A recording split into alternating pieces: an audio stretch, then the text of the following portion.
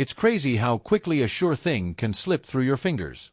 You think you've got the win sealed, the momentum on your side, and then bam, everything flips in an instant.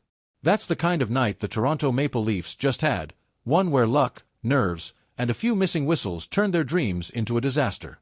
And what if I told you the scariest part wasn't even the final score?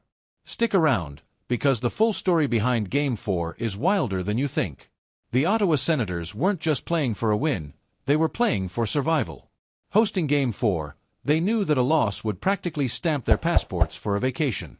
With the home crowd roaring and every shot feeling like a season on the line, the Senators dug deep. It wasn't pretty. It wasn't easy. But somehow, they stayed standing after one of the most intense games of the playoffs so far. What happened next, though, was pure chaos. You couldn't have scripted a better setup for Toronto. In overtime, with the Senators on their heels, the Leafs drew a massive 4-minute power play. 4 minutes. In playoff overtime, that's like being handed a winning lottery ticket. But instead of cashing it in, the Leafs stumbled at the worst possible moment.